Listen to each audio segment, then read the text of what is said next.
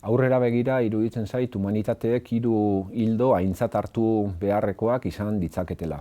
Batetik, agerikoa da, geroz eta agerikoagoa, zibilizazio krisi bat bizi dugula. Aberastasunaren banaketa erabat desorekatua, migrazio krisiak, eta zer esanik ez, azken boladan ikusten ari garen populismoen gorakada, hori guztia hor dago eta horri guztiari erantzun egin behar zaio. Bigarrenik, badago beste arlo bat, humanitateek bai ala bai presente egon behar dutena, eta hori da, datuen gizarte honetan, iraultza teknodigital bete-betean murgilduta gaude, eta adibidez, Txinan eta Indian identifikazio biometrikoekin jo eta ke dabiltza, burmuin jakeatzen ere esperimentatzen ari dira hainbat lekutan, eta hor galdera etiko oso potoloak sortzen dira, ezta? Eta hor, esandako moduan, etikak eta humanitateek presente egon behar dute.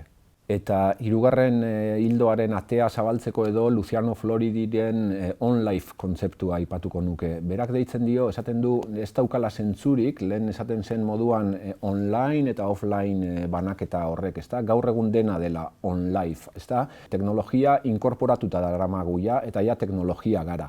Horrek zer esan nahi du, besteak beste gogoeta bat eskatzen du, guk geuk marka diezaiogun bidea eta pausoa teknologiari eta ez alderantziz, ez gaitezen izan gu geu arrastaka gabiltzanak teknologiaren atzetik. Iruditzen zaigu humanitateek gehiago begiratu behar diotela gizarteari, gizarteak dituen erronkei. Lehendik ere, action research edo ekintza ikerketa moduko paradigmak badaude, paradigma horien muinean dago arazoak, gizartearen arazoak lokalizatzea eta gizarte arazo horietan inplikatuta dauden taldeekin eskuz esku eurekin batera lan egitea eta bidea egitea, eta hori ez da zerbait berria Euskal Herrian, eta are gutxiago uste dut Mondragonen, gure DNA-an dago hori, eta aurrera begira ere uste dut ipar eta norabide oso interesgarri bat markatzen digula.